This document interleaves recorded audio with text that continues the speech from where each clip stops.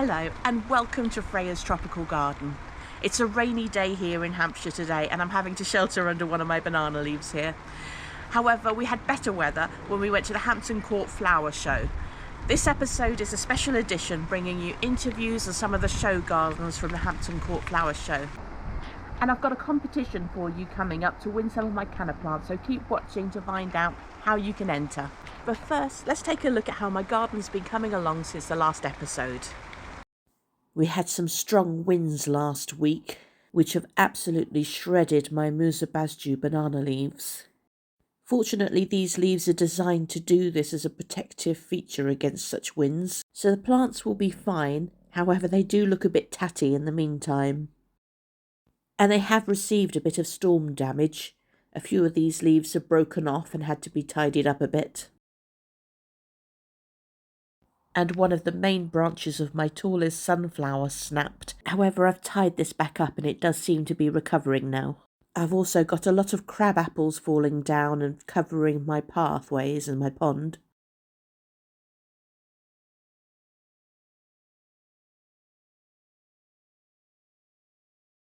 These purple Persian shield plants that I planted from cutting at the beginning of the year are growing well. However, they do grow better if you trim them and take regular cuttings. So I prepared a few cuttings here and I'm going to be trying to get these to root using two methods. The one that I find most successful is in a dark coloured glass bottle of water, which I place on a windowsill out of direct sunlight. But I'm also going to be trying to root a few in my aeroponic propagator, so I'll see how these ones get on. I've just rooted several Persicaria cuttings in the propagator, so I should have these for sale on Facebook Marketplace in a couple of weeks. This ricinus plant was grown from seed this spring, and you can see it's already getting quite a bit of height. And this smaller one is the one I showed you a couple of weeks ago, has self-seeded in my garden. I plant quite a few ricinus around my garden each year, as I love how fast growing they are and with lovely jungly foliage. And another plant I grow from seed each year is the Nicotiana, and you can see just how tall this one's grown already. And my salvia is coming back beautifully now. I showed you this in a previous video because it was really late getting going this year, and I've even taken a few cuttings of it already. I know a lot of people have reported that things have been a bit slow to get growing in the garden this year, and a lot of that would have been down to the lack of rain that we had earlier on in the year. But we've had plenty of rain now this month, and you can see how things are really starting to get going now. Although this time of year still isn't great for getting colour into my jungle garden, there are still some splashes of yellows and reds in places, and you can see that my tower lilies have now started to open up. Now, I absolutely love this plant, not just for the height that it brings into the garden, and the timing of its flowers, flowering when very little else is, but also for the beautiful scent that these flowers produce. This one is a variety called Yellow Rocket, but I definitely intend to add to my collection for next year and get a few more of these. My stargazer lily was looking beautiful earlier on this week. However, unfortunately, the flowers on this have finished now, as they don't last very long. And my Hemerocallis has started flowering. This is the first time I've grown this plant, and it's an absolutely beautiful flower, but unfortunately the flower itself only lasts for one day before it dies back. It is continuing to produce flowers, however, and another one has already come out. So hopefully, as this plant grows bigger, it will produce more consistent flowering throughout this time of year. In episode 4, I showed you these lovely splashes of red I've got from the begonias and this Crocosmia lucifer. And now this variety of Crocosmia has opened up for the first time. This is Crocosmia Susanna, and it's a lovely contrast to the red of the lucifer. And it also complements the sunflowers that I've got growing around it. Although that wasn't intentional because these sunflowers were supposed to be a lot deeper red in colour.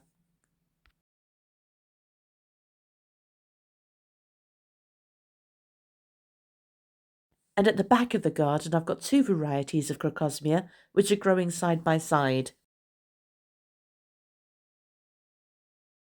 This orangey crocosmia is a self-seeded variety, so I don't know what it's called. And the Nephophia that I showed you 2 weeks ago is still flowering and looking spectacular. This variety seems to flower for a lot longer than the standard red hot pokers that I've also got in my garden.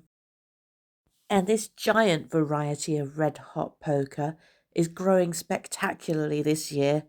Last year I only got one flower from this, and although slugs got to this flower quite early, this year I've already got 3 other flowers growing on the plant, and they grow so much taller than any of the other flowering plants I've got in the garden at the moment. And my first gladioli have started to flower this year. This variety is called White Prosperity and is a stunning complement to the red of the begonia below. And my pink canna is starting to flower now. This is a shorter variety of canna but has these lovely red edging to the leaves, which is very attractive. Canna Russian Red, however, is a much taller variety, so this won't flower till later in the year, as this will grow to about 6 or 7 feet. And this variety of Morning Glory, Heavenly Blue, has opened up for the first time. It's a much larger flower than the other Morning Glories I grow, so this is absolutely beautiful to look at. I've grown a few different varieties of Morning Glory, and this one, Spanish Flag, is very different to all of them.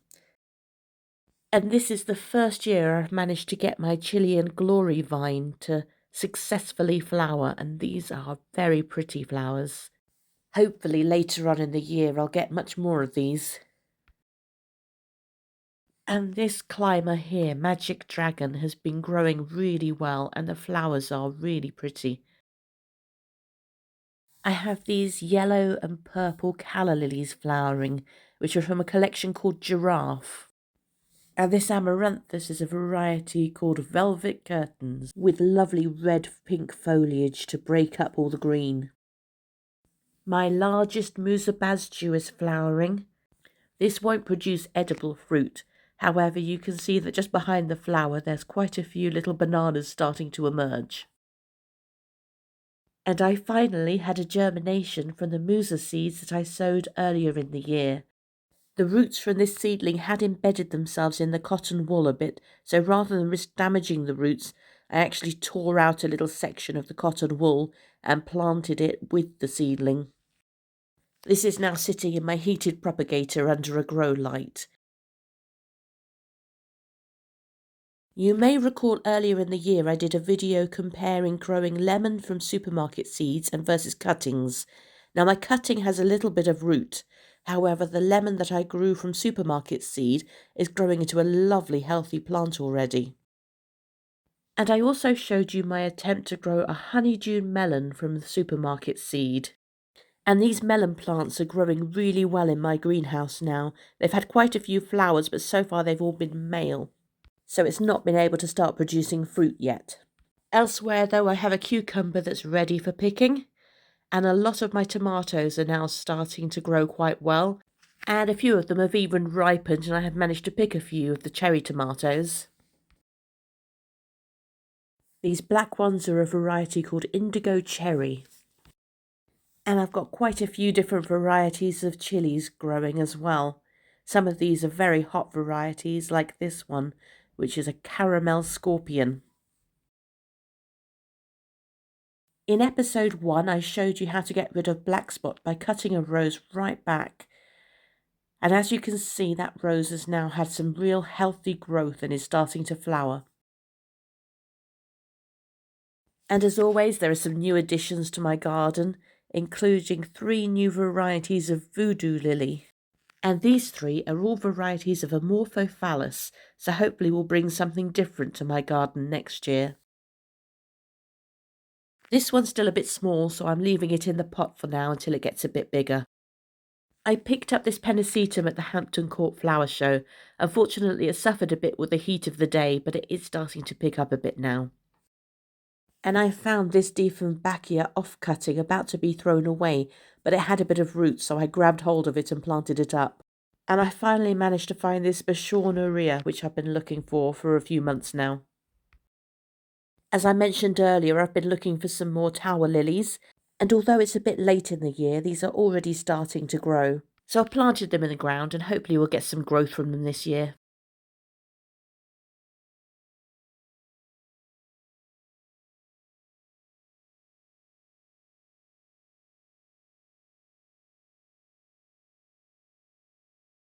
Now it's competition time. I'm running a new competition to win some canna plants from my garden, and I have 5 prizes available, including canna patterns, canna musifolia, canna Cleopatra, canna Russian red, and a lovely red variety of canna with beautiful red leaves and red flowers. All you need to do to enter is to share this post on either Twitter, Instagram, or on Facebook. Make sure you're following that account and comment on the post to confirm that you live in the UK. Details of how to follow these accounts will be at the end of this video and links are in the description.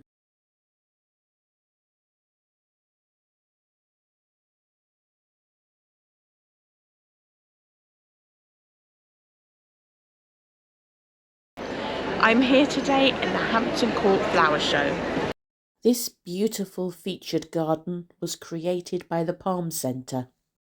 It won a gold medal for its stunning display of tropical foliage mixed in with succulents and cacti.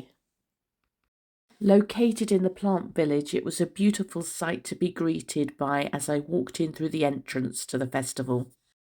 I've provided names for just a few of the plants that I saw in this display, as I have done for many of the other exhibitors in this video.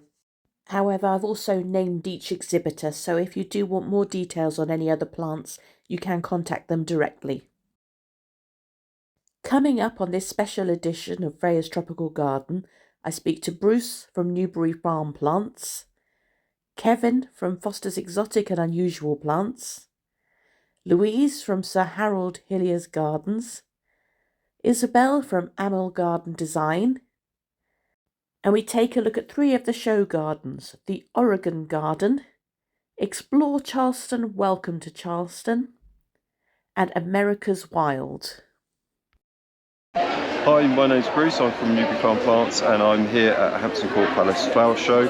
We have a jungle display. I say we, I'm doing a collaboration with Philip Ostenbrink, who is English Heritage head gardener at Walmer Castle, and he's got a very specialist collection of plants and actually has written a book called The Jungle Garden. So we have a display of primarily foliage plants, trying to educate, inspire people about jungle gardening, and we are making a distinction really between jungle gardening and tropical gardening. So our display is largely greens, it's all around leaf shapes, textures, shades of green rather than vibrant colours. And the advantage of a lot of these plants is that to various degrees they're all hardy. We've tried not to go for any particular tender plants, so they're things that most people can grow in their garden. If you're a plant lover, there's a lot of inspiration on our stand. So I'm really happy to say that the judges loved it, the public have loved it, and we've got a gold medal, which is incredible. So hard to wipe the smile off my face. So it's been a lot of work to do, but we've got some fantastic plants, some great rarities in here as well. So if you do have a look at the display, hopefully you'll find lots of inspiration.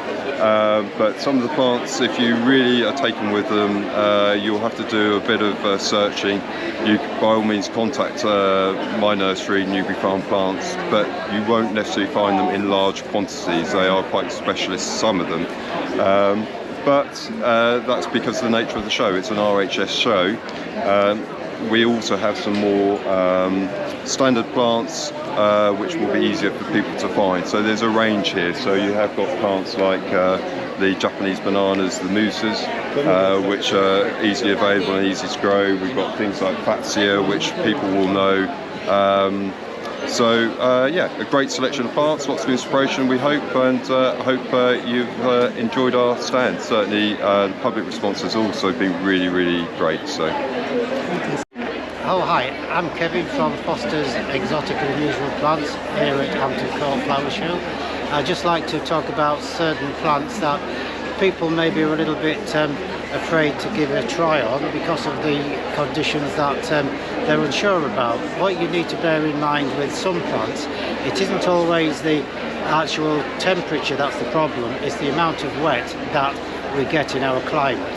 So in many situations, if I give you an example which most people are aware of, or familiar with I should say, aeoniums, they're one of those plants that are very easy to grow, but some people, and I've noticed being at this show, the vast majority of people losing their plants put them in the greenhouse, not being aware that the greenhouse has to be heated. When you have a temperature of -3 outside, it's very likely it's going to be -1 in the greenhouse, if not colder, so you will obviously lose the plant. The difference is a bit of wrapping like fleece will help, but there's always that cut-off point.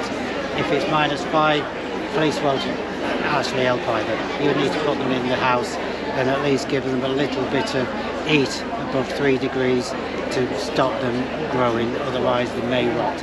Another important issue is the correct compost. Don't put them in ordinary compost. I always myself put them in a mix of perlite and Johnny Nins. That is ideal because it gives you then freedom to water at will, which might sound a little bit too much of an extreme, but to be honest, when it's warm and the temperature is above 22 degrees, if you have a 13%, 40% mix of perlite with John Innes, you could water, for example, a tender plant, a succulent, 2 or 3 times a week, because the water will drain away so freely, it'll be dry again within 24 hours, if not sooner. I'm Louise from Sir Harold Hillier Gardens down in Romsey in Hampshire. Come to Hampton Court this year with my colleagues, the retreat garden. So the idea was to enhance the feeling of well-being. So on this side we've got the shade-loving plants, so your ferns, your brunnera and your grasses. And then on the other side, over the other side of the path, we've got the sun-loving plants, so more of your flowery plants, if you like. So we've got some echinacea, some hemeracalis, and we've got an agave. And then you've got some salvias and some other Mediterranean plants. The ensetis, the banana plants, we've bring those in the winter because they're not hardy in our climate. We can't take a risk, especially with the extreme harsh winters that we're now having. So they don't like too much cold or wet. So we bring them in, they overwinter in our greenhouses, and we then replant them come summer. Hi, I'm Isabel from Amil Garden Design in Bristol. So this is the first time I've been at a show. We have a small sensory planting pocket. The idea behind the plants is that they make noise, either by attracting in bumblebees and other buzzing pollinators. They've got shaking seed heads, and they also we've got running water and things that rustle when it's windy, so lots of different ways to hear your garden and kind of enjoy a different sense than, you know, the normal sight and scent of flowers. So yeah, that's the garden.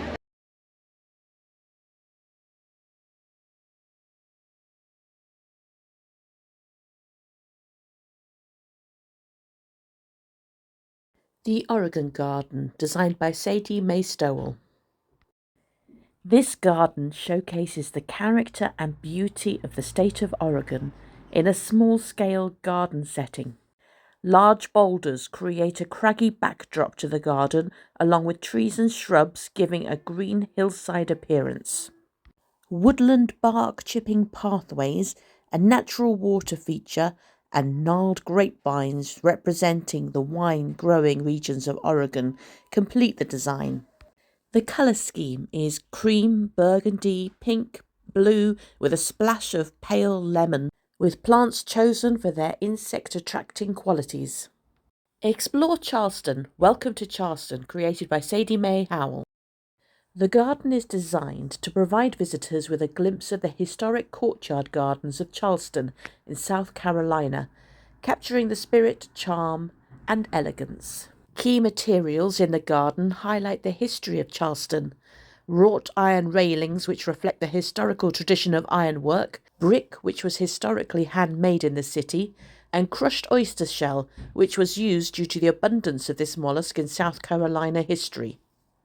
A series of water features represent the famous Charleston waterfront fountain and are based on the pineapple, which is a symbol of welcome and hospitality in the city.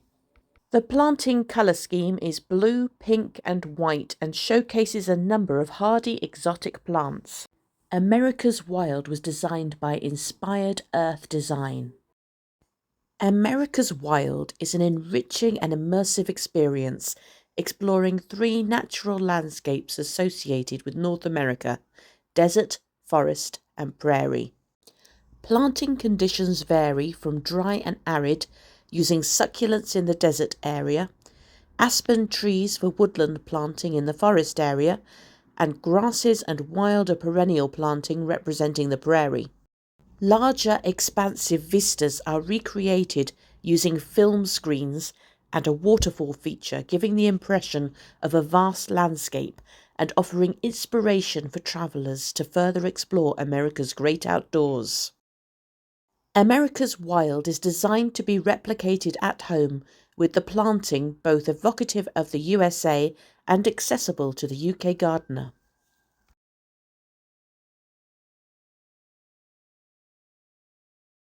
I got this feeling inside my bones. It goes electric, baby, when I turn it on. All through my city, all through my home. We're flying up the ceiling, we're in our zone. I got that sunshine in my pocket, that good soul in my feet, got that hot blood in my body. When it drops, I can take my eyes off it, moving so phenomenally. Oh my, like the way we drop it, but don't stop. Under the lights, with everything goes, nowhere to hide when I'm getting you close. When we move, where you already know. Just imagine, just imagine. Yeah, nothing I can see but you when you dance, dance, dance. Yeah, feeling good, creeping up on you. Could just dance, dance. Come on, all those things I couldn't do. Could just dance, dance, dance. Yeah, ain't nobody leaving soon, so keep dancing. I can't stop the feeling. Dance, dance, dance, stop the feeling. Keep dancing. Said, ooh, it's something magical. It's in the air, it's in my blood, it's rushing on. I can't get no reason, can't be no home. We're flying up no ceiling, where we're in our zone. I got that hot blood in my body, got that good soul in my feet, got that hot blood in my body. When it drops, ooh, I can take the eyes off it, moving so phenomenally. Oh, I like the way we drop it, but don't stop, stop. Under the lights, when everything goes, nowhere to hide when I'm getting close. Where we move, where you already know. So just imagine, yeah. Nothing I can see but you. Could you dance, dance, dance, yeah. Ain't nobody leaving soon. Could you dance, dance? Come on, all those things that I couldn't do. Could you dance, dance, dance, yeah. Feeling good, creeping up on you, so keep dancing. I can't stop the feeling. I just dance, dance, dance. Can't stop the feeling. I keep dancing. So, there we go, real dance party going on now.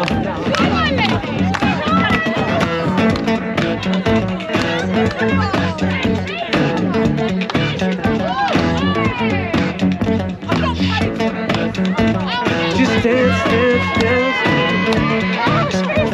Just dance, dance, dance. You stop the feeling. Just dance, dance, dance. You stop the feeling.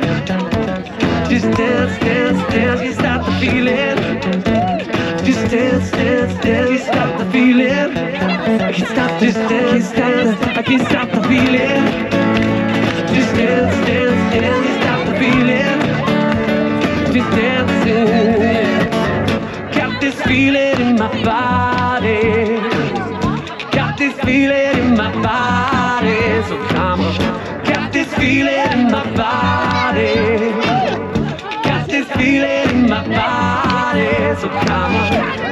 feeling in my body. Got this feeling in my body. So come on. Got this feeling in my body. Got this feeling in my body. So come on. Got this feeling in my body. Got this feeling in my body. Everybody say, come on. Got this feeling in my body. Got this feeling in my body. So come on.